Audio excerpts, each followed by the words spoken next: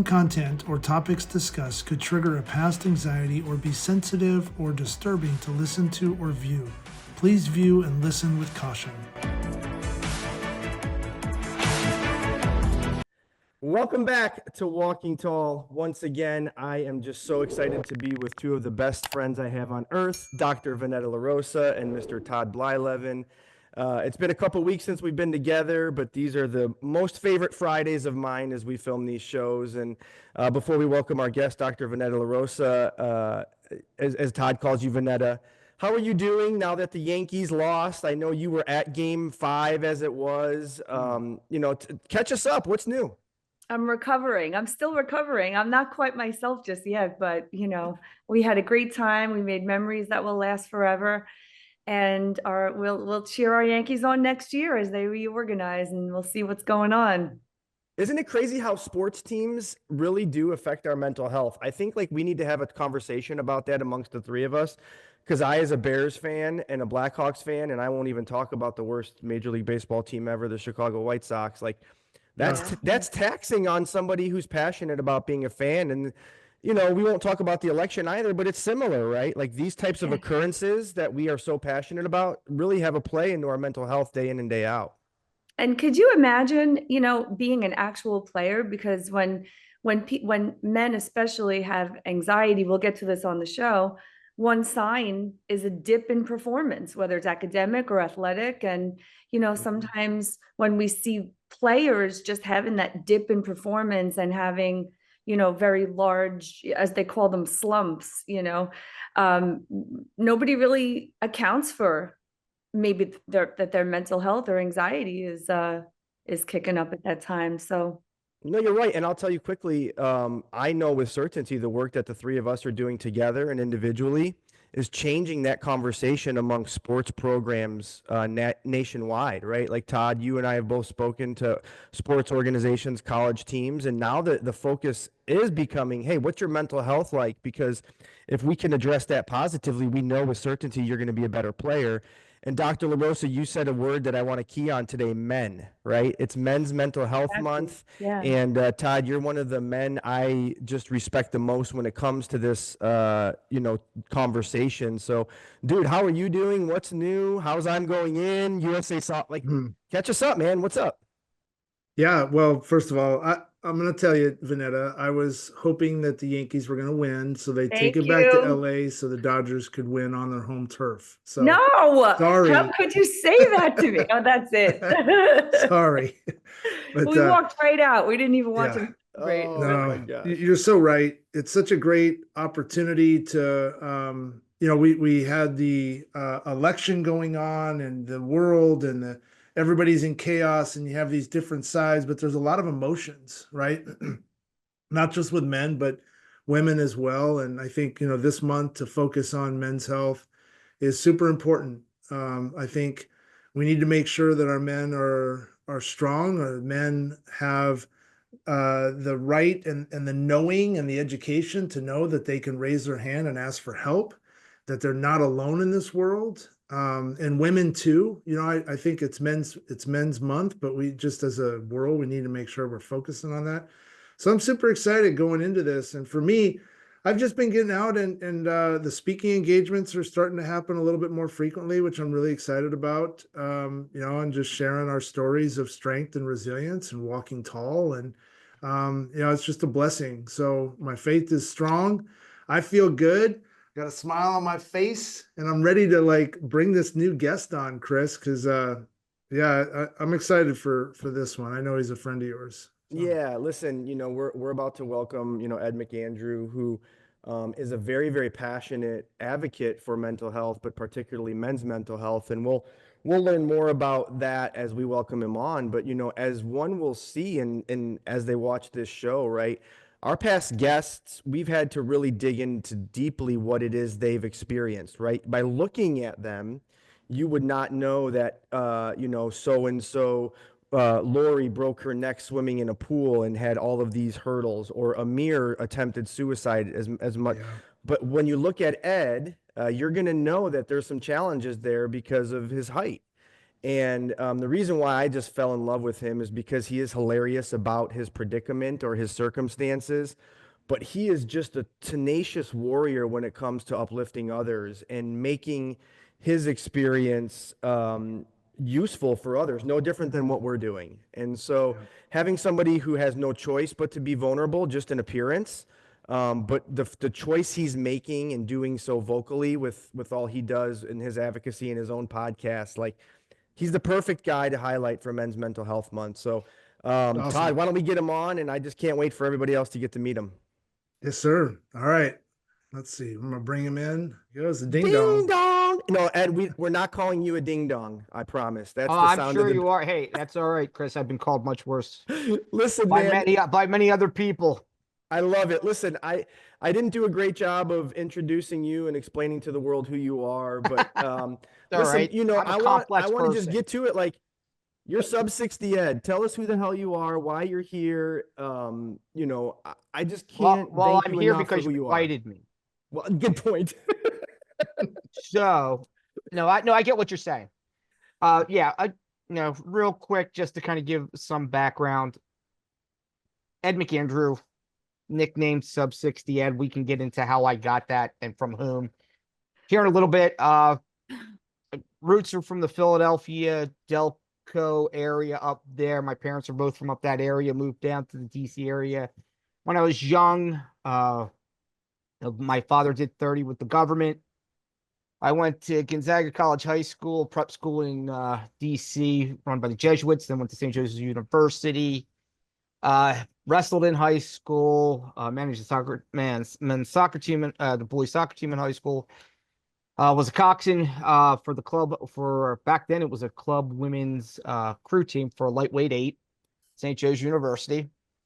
Go Hawks. Was men's basketball manager for 4 years. Chris, that's why when you talked about Iowa, was it Iowa basketball, right? Yep. When you said you coached, why I kind of asked you more about it, because I was involved with Division I basketball as well as a manager for 4 years. Also, I actually, when I came back home, I coached our junior CYO at the parish I belonged to at that point for about 7 years, couple years with the girls and a couple years with the boys. So I'm a sports junkie, basically, So then I kind of got here, been married for 30 years, have 2 kids, both in their 20s. So to all those new parents out there, you never stop being a dad or a mom. You always are. The problems just become different. In this environment, adulting is a whole new game. I think the 4 of us are pretty much Gen Xers. I'm going to assume, or very close to it. Dr. LaRosa's 18. What are you talking about? Yeah, that's what I mean. She's 18. I'm 24. So, well, but my whole point is when we were growing up without social media, it was a whole different ball game. Your life, when you went home at night, your social life, unless you were talking on a phone, possibly rotary. And for all of you who don't know a rotary that's watching this later, it's had multiple of those, or your privacy was the long 10-foot cord that was on your one phone that you hid yourself in a closet. Yep.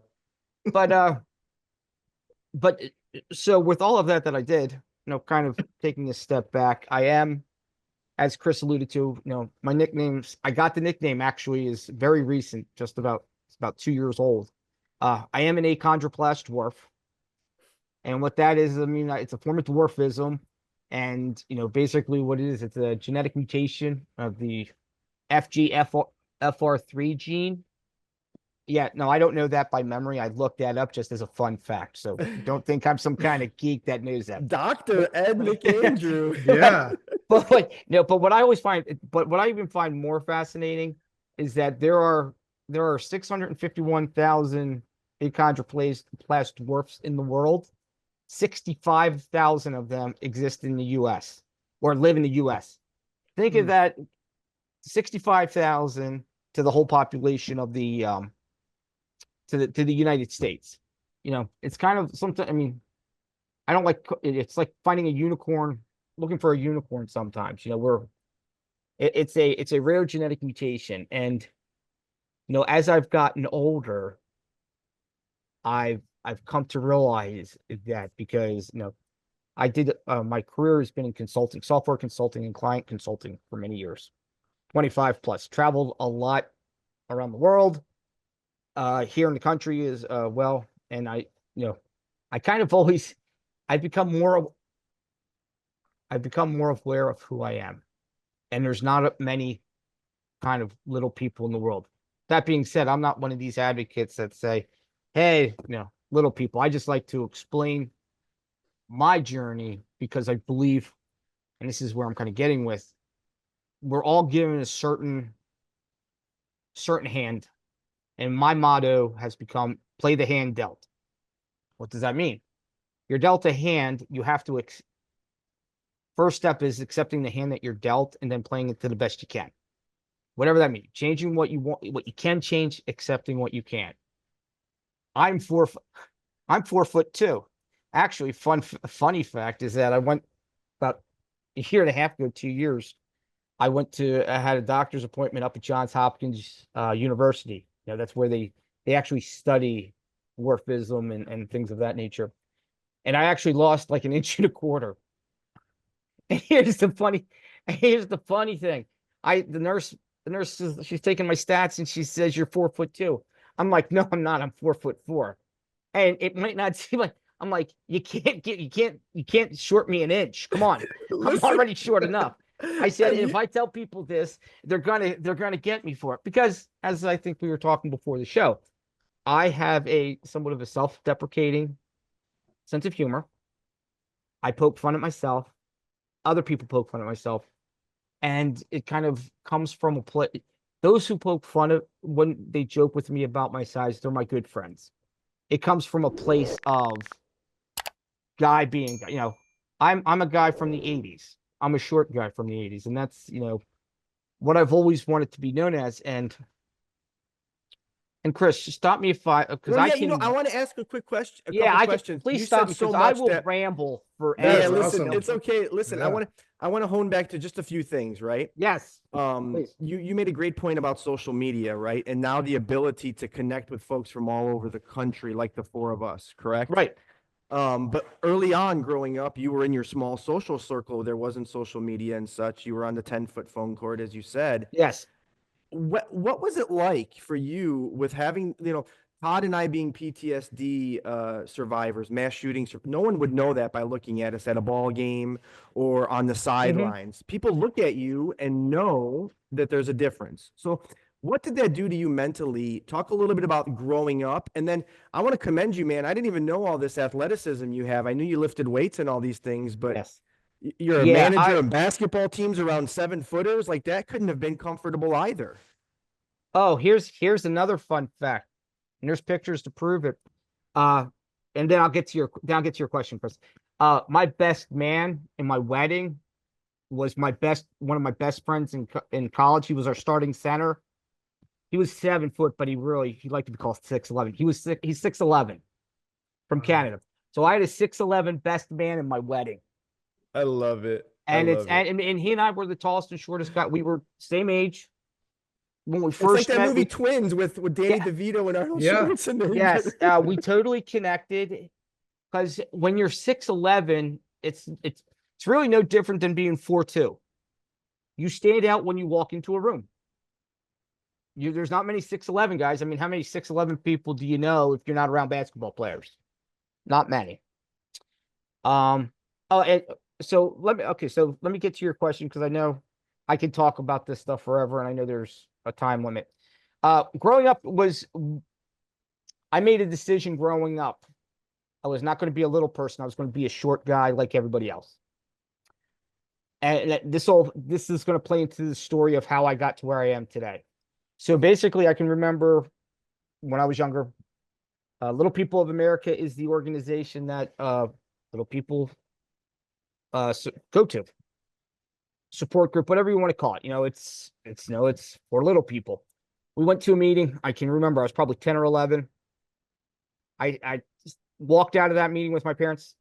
please note, I come from a family of very tall people. My dad and two brothers, my dad was 6'4". He passed in 05, but he was 6'4". I've got a 6'4" brother and a 6-foot brother.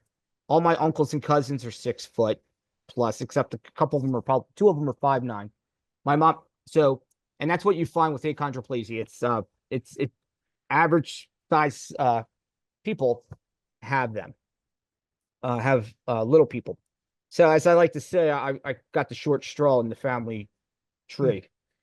So, and that's what's what, it's funny when I make jokes like that. If you don't know me, sometimes it makes people uncomfortable, and we can get back to that too. That's just a whole nother thing where. Well, but I want to hone in a little bit more on the mental health aspect of it, Yeah. because you are such a great advocate for men's mental health. And just talk briefly, and then I'm anxious to hear what Dr. LaRosa and Todd have to say. Mentally, growing up, what was it like? What hurdles did you have? It was within my group in my peers. It was great. It was fine. I was an average person who was like everybody else. I had, friends. What I came out to be years later, actually, but I never really accepted who I was. I was somebody when it's coming to mental health. I didn't know that at the time, because I would say, hey, I'm like you. And, my friends were somewhat protective of me. If we were in a group and somebody was giving me lip, I would have to talk them down, because I was like, hey, we're fine. But I was, I guess my biggest struggle, honestly, was like in dating and stuff like that, because of the social image of a shorter guy with a taller girl was a struggle. But other than that, I was very fortunate. I had a great group of friends. Who supported me.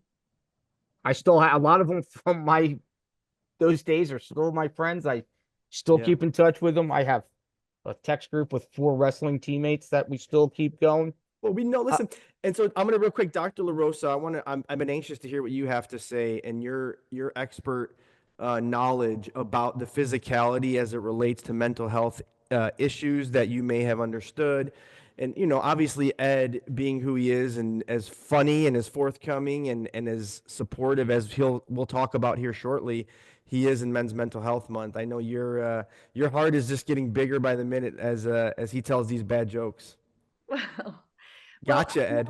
I know that, anyone that would set out on a journey to improve mental health for a group that they are connected with and feel passionate about must have some experiences that are personally meaningful to them. And those personal experiences, whether, once created by hurt or rejection or fear or any of the above, turned into a strength where you can, light up the world and connect people by trying to do good from any adversity, is the most admirable thing a person can do and the most brave thing a person can do.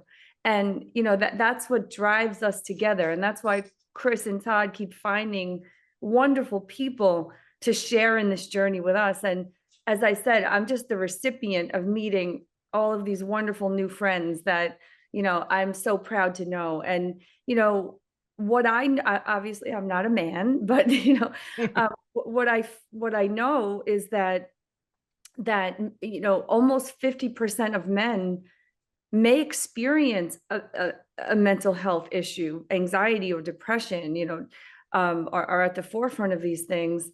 And close to 50% either feel that they can handle it on their own, or they try to explain away the symptoms, or they try to mask the symptoms, and they engage in behaviors that are more acceptable in terms of what they think society will allow from a man. And, there is a stigma. We talk a lot about, in this world, we talk a lot about gender and sex and roles and all these different things.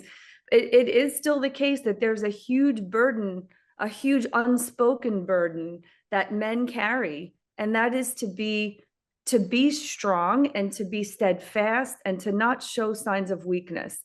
And that only adds to the mental health complexities that men face.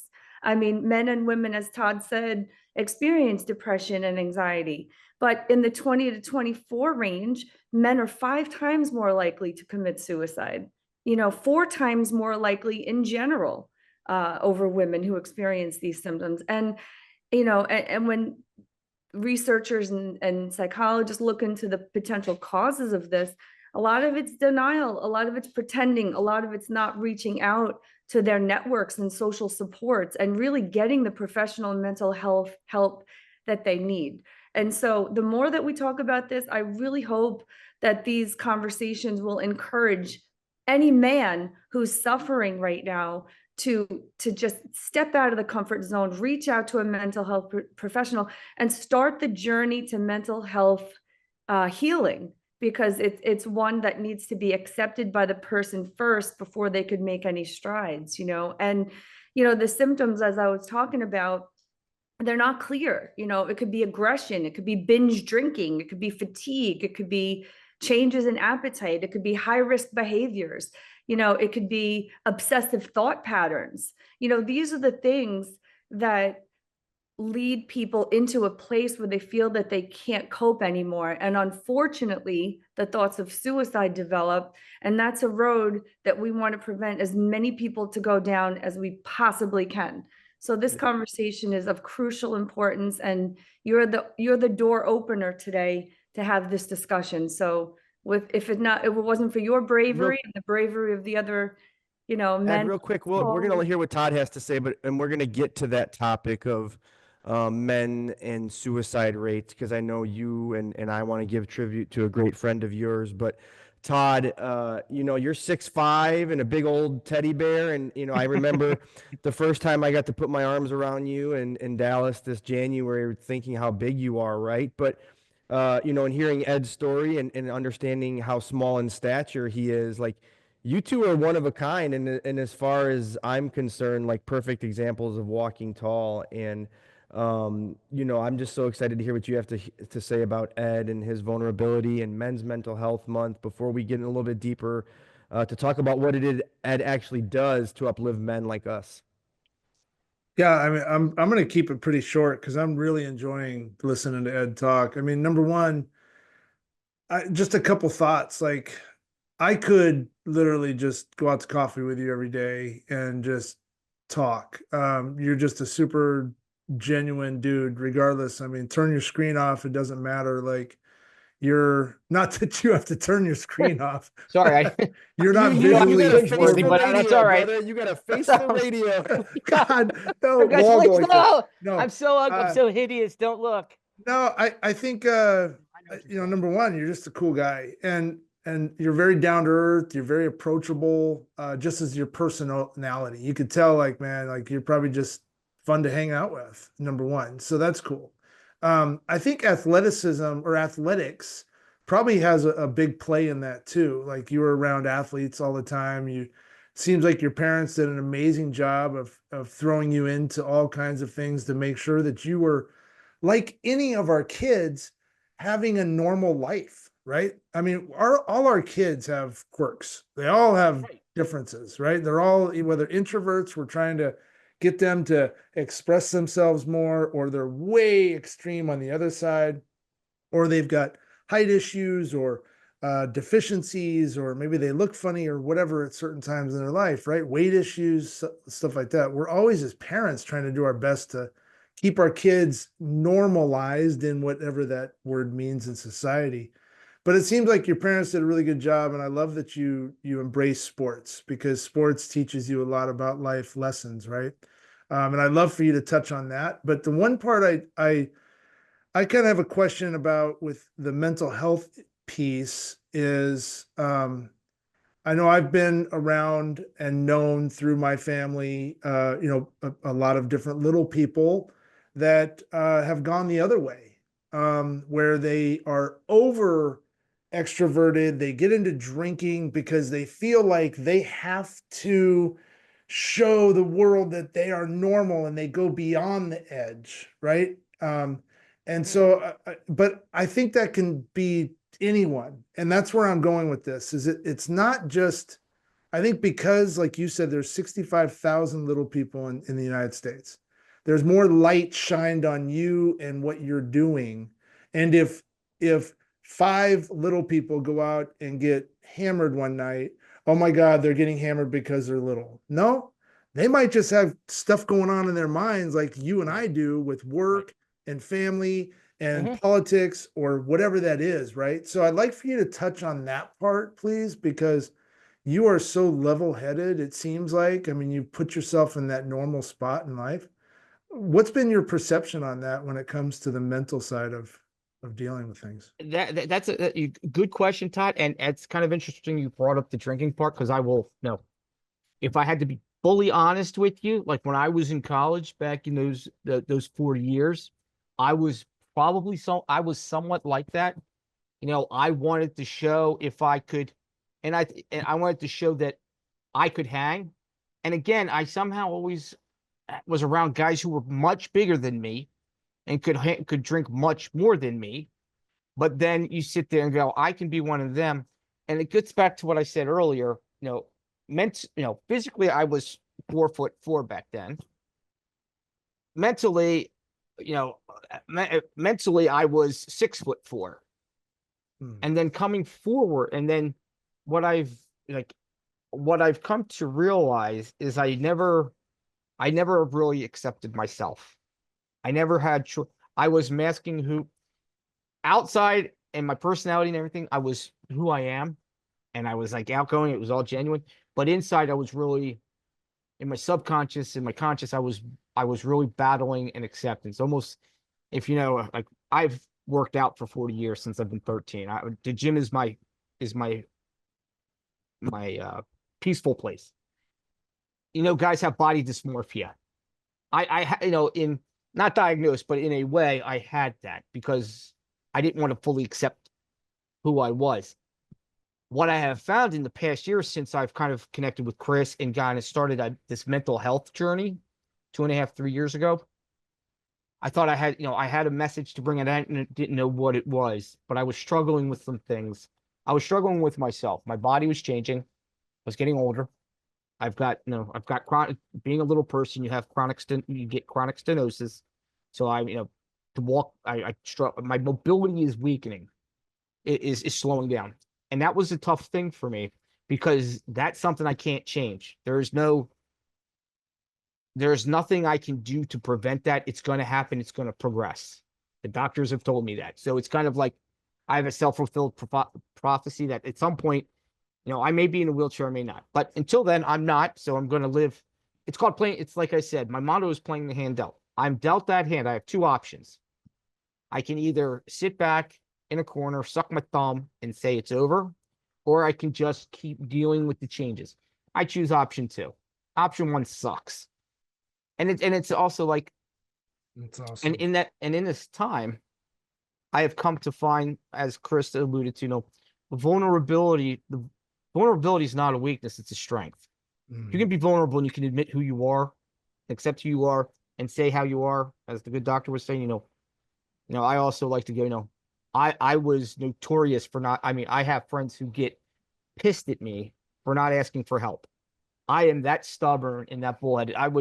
True story. If I went shopping years ago, 20 years ago, 20 years ago when I was 30, 20 years ago, wasn't that the 70s?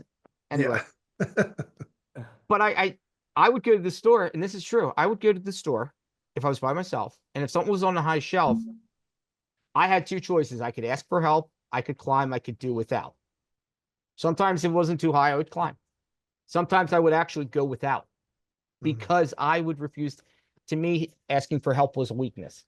Being vulnerable was a weakness. Listen, and that's the honest reason why I've just gravitated so strongly to you, because of what you just said, right? And a lot of what you do now is organically what Todd has done for me, right? You are so forthcoming. You are so approachable.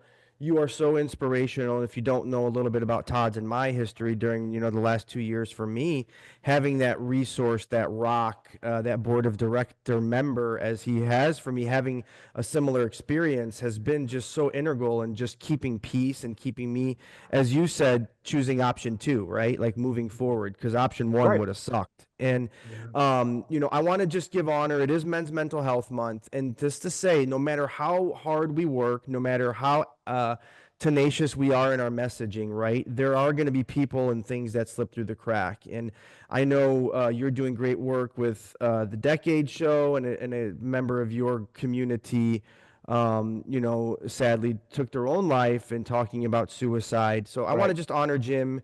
I know you wanted to say a thing or two about him, and then I want to hear about all the great things you're doing now. Let's not talk Right. about sub 60 yet. Let's talk about 6'5" man on a mission.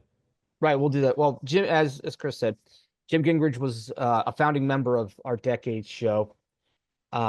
He took his own life. It's probably about 15 months ago.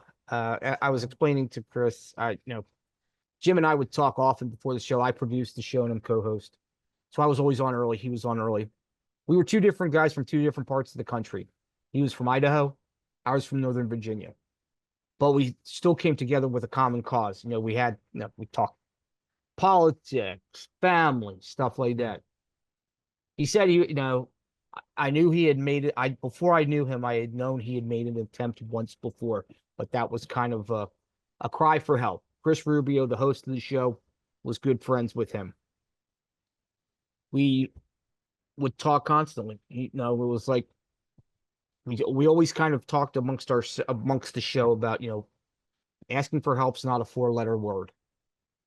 Vulnerability. Guys got to go out. That's kind of a message I continue to spray forth in the community, because, we don't know the battles people are facing. We didn't. Jim told us he would never do it. He literally said, no, I would never do that. That would be, I'd become a statistic that I don't want to become. And he did. He succumbed, and I don't know why. And to me, the why doesn't really matter at this point. It's the fact that he did, and we got to get the message out that being not okay is okay, and finding help, whether it's through the hotline to your friends. I'll kind of start going into the kind of one of the. Go ahead, Chris. Yeah, and I was gonna say, what was that like for you, right? I think it's important, right? We don't often get to hear the opposite side, right? You were speaking so beautifully about Jim, but amongst your community of men, right, that rocks you, right? And it is Men's Mental Health Month, and you're saying some great things about reaching out for help is not a 4-letter word, right? But like that had to provide some challenges for you. Oh, it was a gut punch. It was because I didn't see it coming. None of us did. It's one of those things, that will forever, receiving the call from Chris Rubio, telling, me and another friend of ours, Charles Wallace, of what happened. I'll never forget where, it's one of those things you'll just never forget where and when, and you just, you kind of play back in your mind, what did I miss? But you can't live like that. You got to live, remembering Jim and be more, because of Jim, be more passionate, continue the passion to spread the word about men's mental health. Middle-aged men, they're struggling. We grew up in a time where, real men don't eat quiche, and asking for help is not proper. Got to be tough and stuff like that. I like quiche. What the hell are you talking about? Don't you I actually like quiche too. Quiche is really good, but Dr. LaRosa, being the only female on this panel today, but Ed doesn't not like only quiche. that, No, I do. Yeah, but don't you guys remember the book back in the 80s? Real Men Don't Eat Quiche? Yes, I do. That's okay. That's just what I was for. But Dr. LaRosa, you live in a household, right? You're the only female, not only on this panel, but in your household, right? So wholeheartedly, not only professionally, but personally, the struggles men endure. And I can't imagine how fortunate Vito and Anthony and Vito are to have you in their corner on a daily basis, going through some of the challenges men go through. But we're going to hear from Ed quickly in a little bit about all that he's doing now and his advocacy. But where is your head at? Hearing Jim's story, hearing the struggles and how Todd doesn't like quiche. And no, we're just kidding. You know, how you do like quiche, but how are you feeling I do right like now? I know, quiche. me too. Me too. Oh God, Ed doesn't like quiche. I so like listen. quiche. I was just referring to the book. how did we digress on a quiche topic? Anyway, this is what happens. You know, first of all, Ed, I needed to personally, I'm going through something, you know, in my life regarding the men and boys in my life. And I just needed a reminder. I needed to hear what you just said about dealing with what life is giving you and making choices of accepting it or attacking it head on and finding another alternative. So, you know, I was brought to tears as I usually am again. I You can't help succeeded, Ed. Yep. I Pass. All right, good show. All right, that's it. All right, let's close. I want to be like George Costanza and on It's a a high note. wrap. Wrap it. Turn it off. but thank you for that reminder, and thank you for, you know, showing your bravery, you know, with honestly just growing up and being the person that you are, because everybody has challenges and sometimes they're overwhelming. So that was a good reminder of never giving up and continuing on, even though life will challenge you to its absolute fullest sometimes. You know, I just want to say, you know, with regard to men, when if you look at the mental health issues that are highest on the list, of course, you have depression and anxiety, but anxiety encompasses a variety of disorders. And the two at the top of the list for men are panic disorder and OCD. Now, just to give you a little bit of an insight into those two disorders, they're kind of like a living hell. I mean, a panic disorder is something where the person eventually develops a fear of having that panic attack, and so they tend to avoid, you know, certain aspects of their life. So they're always thinking about, if I go out and do this, will I have a panic attack? How will this make me look? How can I deal with those feelings? OCD is like a bully in your brain.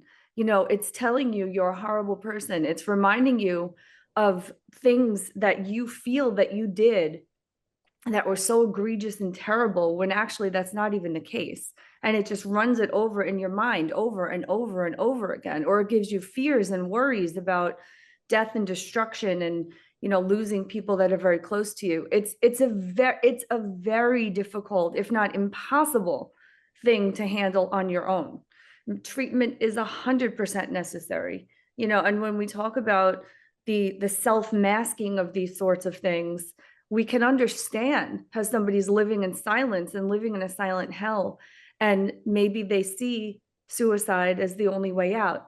You know, it's not the only way out. We understand. And there is a mental health provider and a plan of treatment and maybe psychiatry that can help. And, you know, a lot of men also feel worried about their jobs or their, you know, whatever it is, maybe having some kind of a mental health condition may jeopardize their jobs, or or they feel that they will. And that's another deterrent for men seeking help. Dr. LaRosa, they will. I lived it, you know, and I'm not here to call attention to me or my story, but that's the facts, Jack. Like, I lived through it. And you know, Todd, the work and advocacy you do, particularly with first responders, right? The large majority of those people that you speak to consistently are men. And that's not to say that we don't honor and love our female first responders. We need, and we would wish more would become them. But you see it now, right? And through your own journey of having survived route and doing the work you're doing now, right? Like, man, you're a living testament, you know, to exactly what Dr. LaRosa is saying, because you get to hear it more so firsthand now, I'd imagine. Yeah, it's, you know, I mean, first of all, I'd like to say, Ed, you know, I'm truly sorry about your friend. You know, I have never had that happen, thank God. So I can't relate to what you're going through, but definitely, I'm sorry for your loss and those around you. So, I go ahead. No, I was just saying thank you. Um, It's yeah. I think, you know, this is such an important topic, and I know we're gonna, you know, hammer this home, you know, this month, and I think it continues beyond. And Chris, to your point, I think we have a choice. When we have trauma in our lives, we have this choice. And it stems, to the simple fact of A and B, like Ed, you brought up, and Vanetta, you're reiterating. What choice do we want to make? Do we want to sit in the corner and suck our thumb? Do we want to continue to have these bad feelings? Or are we going to stand up and we're going to rise again? We're going to walk tall for ourselves. We're going to make that choice to raise our hand. We're going to do our things to be able to better ourselves, just like an athlete being injured. We're going to go to therapy. We're going to do whatever we can to get ourselves back to normal, right? In normal in sense of what makes us happy and keeping a smile on our face. Now, I get into poetry a lot. It's part of my therapy. I've really embraced it over the last couple of years. In fact, I've almost gotten a little too crazy with it at times, just You're because really there's good, been a by lot the way. going on. You're Huh? really good. You're really good, by the way. Oh, thank you. Thank you. Well, I just wrote a poem, or finished it, but it's called Beast and Peace. And I'm going to be doing something. I'm going to be launching a project on this. I've been thinking about how I want to display this, but it represents everything we're talking about. Where we have this beast as a man or as a woman, but let's talk about men for a second, because this is Men's Health Month. It talks about the lion inside of us that is always roaring, that's always wanting to fix our problems. The example you provided, Ed, in the grocery store, where you're giving up on something because you're afraid at that moment to say, hey, can you grab that for me? Because you're not wanting someone to look at you in a different way than where they see themselves across the mirror, or anything else. And so we battle with this lion inside of us, and we continue to drive ourselves crazy every single day. But then there's this peace side of us that it keeps wanting to come in. And so the poem represents this battle between the lion and the peace. And I refer to it, because I'm very faith-based, of an angel talking, where the angel's solemn, just softness. So it's this roar, it's this soft. It's this roar, it's this soft. And in the end, they collide. And it becomes a stronger beast with peace. And I think that's where we all need to go. And Chris, like watching your growth over the last couple of years, where you went from a beast and headbutting things to accepting the peace, and then going back to the beast. And we all go through that, right? Going back and forth. And now, like, you're stronger probably now as a human being and as a person than you probably ever have been. You're probably feeling like you were back in college, when you were out and you're free and all these things, right? And I think that's the whole bottom line to this. And listening to Ed's story, man, it's like you are a beast, but you definitely have peace. And that's where, like, how do we teach that more at an earlier time before people take their lives? So go ahead, Ed. Yeah. And no, real quick, Ed, go ahead. I want to just, we do got to get wrapped up. So please answer Todd's question, because it's very important. And then highlight, all the amazing things that you are doing to create peace, as Todd said, not only for yourself, but for others. Because the work you're doing and the vulnerability you're exhibiting on social media and through the Decades podcast, like, man, it's heroic in many levels. So please continue. And then we'll sign off. Dr. LaRosa and Todd, you'll get a few parting words, and we'll go about our beautiful Friday. Excellent. Well, Todd, I've been on a journey, as I've said. I have a therapist I've been working with for 2.5 years. And I think the peace comes from acceptance. And she's not really I don't even consider her a therapist anymore. She's more like I hate the term life coach. She's more of a friend who will show me the whole picture when I'm missing it. My whole theory on life and going forward is about peace. If you find peace, you find happiness. The way you find peace is through acceptance. It took me a long time. It took me 53 years to figure that out. I'm now 55. I'm still on that journey. And part of my journey, and this is leading into what I'm doing, daily I try to get out a short 1-minute clip of what I'm calling the positivity pump. There's too much negativity in the world. We need to be more positive. So I try to send a positive message. I post it on YouTube and Instagram and Facebook and all that stuff. And it's just the kind of message, hey, I also, through our decades, we run decades on every week. One is spicy, which we're calling spicy. It's kind of more confrontational, more argumentative. I'm hosting one we're calling light and chill. And it's basically going to be more addressing men's mental health, fun stuff, sports. We'll still have some combative stuff. It's going to be like guys talking. Well, you're guys. Yeah, you're guys. Right. Come on. So, but kind of just to put a kind of a bow on all of this, thank you guys for having me here. It's been great. I love it. I think the more I kind of 2.5 years ago, I knew I had something to give. I had, I didn't know what it was. And now 2.5 years later, I'm starting to see what it is. And it's simply my journey through life and and it's not saying, hey, look at me, I'm a little person. It's, hey, look at me, look what I know. This is what you can do. Look for peace, not happiness. Because if you find peace is a state, happiness is just a feeling. And those can come and go. You need to find the peace. If you find peace, you'll have happiness. And that's what I just want for everybody, because we're in a day and age right now where social media swamps everything. And you try to put something positive out there, and some guy says, well, that's dumb, you're stupid. Why are you showing me your workout videos? Who cares? And there's a lot of people who are looking for affirmations and aren't getting it, and they're getting exactly what they're not. So I'm trying to, through my, in my little way, in my circle, and trying to build it, trying to just be that positive. Maybe I make somebody smile. Maybe, and that I don't even know. Listen, man, I'm going to tell you, you make me smile on a daily basis. Oh, thank you, Chris. And as I promised Dr. LaRosa and Todd, like, this was going to be a home run of a show, slam dunk of a show. And as I've always told you, Ed, like in jest, right? You don't have to be tall to walk tall. Right. And even though you are tall, doesn't mean you're walking tall. And, Dr. LaRosa, what are some of your parting words? I know it sounds like this show was just what the doctor ordered for you, for your personal, environment as it goes. But what are some of your wrapping up thoughts, your parting words? Well, that's a message, Ed, that, everyone needs to hear. And I really like the comparison between peace and happiness. And you're so right. Happiness is fleeting. Peace is a state, right? And it's a state that's not easy to achieve.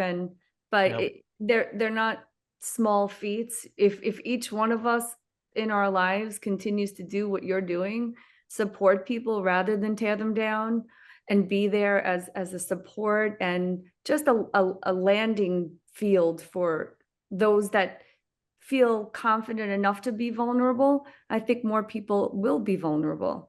And we're doing our part each step of the way. Every small step that we take, God willing, will reach someone at some critical point in their lives. And that's why we do this. We don't have any personal aspirations, in doing this. We're doing this all for the same reason. And every guest that we've had on the show has the same message to share, that they feel that there's something in life that they have to give on a higher level. And so they're trying to do it in their own ways. And we're finding those people. And I don't think that's an accident. I think that's the universe at work, and Todd, I would love to hear that poem, because that just sounds beautiful. And you are so creative. And I just would love if maybe sometime you could read that poem, for us on one of our shows. Maybe next time we get together, we hear about some of those reflections. And it touched me just hearing the description of it. So those are my parting thoughts. And just a big thank you. And as we've said many times before, please don't give up. For anyone out there who's listening, being around my boys and my men is the highlight of my life. I'm a boy's mom. I was meant to be. I could have had 8 of them, and I would have loved every single. And now you got Todd and I too, so you're just adding more to the mix. Yeah. Sad for you. I think but Vanilla has a lot of. I'm with you. I love my sports and action, but again, being a mom of boys, I have to constantly confront them with their mental health issues and things that bother them. And, especially my older guy, he's also a big guy like Todd. It's just because you're big on the outside doesn't mean you have to Right. handle every mental health issue that comes your way and say, yeah, I'm fine, I'm all right, I'm fine. Or you don't have Fine. to sneak to the bar at Yankee Stadium to Give me Todd, some- we're running short on time, and listen, being a man's man as you are, and a Texan, and just like you're a hero in so many ways, and not because of what happened on October 1st, 2017, but because of what you're doing now, because of it. No different than Ed's not a hero simply because of his height. He's a hero because of what he does in spite of it. So, I don't know that we'll get to talk to whomever's listening to us again before Men's Mental Health Month ends, but I'm sure somebody out there wants to hear what you have to say. And we've always said, like, if we help one person through the Walking Tall movement, because I promise you, we're not making money, we're not gaining anything in terms of celebrity stat. Like, we're here to help one person. And Right. I know you're doing that with I'm Going In and your own work. And I feel like we're doing that amongst Walking Tall as well. So what are some of your parting thoughts? Yeah, well, Ed, thank you for being on and being vulnerable and sharing your story. There's so much to unpack with you. Like, you're a 5-part story just because it's fun. I We're thought just you were all going to say a talking. 5-foot story, and I was going to say no, 4'2". Hey, But whatever. I think the important piece here is that, and it goes back to what we learned a long time ago. We're talking to one person right now. One person's got their earbuds on, walking through the neighborhood or sitting in their office or at home. We're talking to you, right? If you're struggling, if this story is resonating with you and you're at that place where you're in this beast of your life or you're trying to fight things on your own and you're at a loss, raise your hand. People will help. People will help. It's in our nature as human beings to help others. You have people like Dr. La Rosa that have been helping people since she was like 2. And it started with her grandma and her, like, everything. I mean, just people will help. And I think the biggest lesson here for me is that we also have to take advantage of the network and the people that we are presented to. So, Ed, you have 3 people now that are advocates of what you're doing. We're fans of yours, but we're also friends, and we're Exactly. there. Thank you. Yes. So take advantage of what we can do to amplify your message of strength and your message of peace. And how can we bring peace to others before it's too late, right? And that, Right. I think we all take advantage of that. That's the one thing I think that makes Walking Tall special is it's a movement of not just one single person. It's a message of strength, of being able to walk tall for yourself and walk tall for others. And that's the biggest piece. It's tentacles that just keep spreading Yeah. across the world. I So like to think of thank it you so concentric, much. concentric circles. I have a circle. Now my circle has just grown by 3. That's So right. my circle kind of goes out wider, and your circle has grown by 1. But Yeah. it's how it's like that old, you tell 2 friends and I tell 2 friends and so on. And The and game of that's how Keep it telephone. going. and Yeah. that's how it has to be. Well, Ed, Yeah. listen, man, I think the world of you, and you're Thank you, just Chris. such an inspiration on so many levels. And I even learned a few things about you today that even makes you cooler than I already thought you were, if that's possible. But I Thank want to you. just give you the floor for about 30 seconds. Let people know where they can connect with you, how they can get in touch with you, where do you share your messages, your show. Like, give that 30-second elevator pitch, why people should connect with you. Decades at NGBN on YouTube. We're also on Facebook. You can see us on Instagram at sub60ed, which is my Instagram. Ed McAndrew on Facebook. Ed McAndrew on LinkedIn. And I try to spread my message of positivity and hope. And I also offer to those who don't have somebody to talk to, reach out to me. My DMs are always open. I might not have the answers. I have 2 ears I can listen. I have 2 eyes I can read your message. I can be your sounding board. I had somebody who said, I made a message of saying, find somebody to talk to. And the guy said, sub 60, I have nobody. And I'm like, if you need to talk to somebody, bro, DM me. And I said that same exactly. That's how we need to be as a society. Society is dying. Yeah. because there's too much negativity. There has to be a force that pushes positivity and are there for one another, even if we're strangers. The three of us have never met, but we just had a very vulnerable conversation about stuff. That's how it has to be going forward. That's Amen. walking tall. That's walking Walk and tall. talk. That's Exactly, it. Chris. And And that's like what I I love said, about you. Yeah, well, we love you too. And Ed, there's always two words, and those are walk tall, that we allow our guests to lead us in encouraging our listeners and viewers before we sign off. So we would be so honored if you would give a quick message of walking tall, and then we'll go about our Friday. I have another tattoo coming up in a couple hours, so stay tuned, guys. You're going to see All right. some sweet ink. Everybody go out there, even when it's hard, keep walking tall, because where you are is temporary. You can keep moving forward and staying strong and walking tall. Walk tall, everybody. Have a great rest of your week. Walk Ed, tall, Ed. everybody. Walk tall. Walk tall.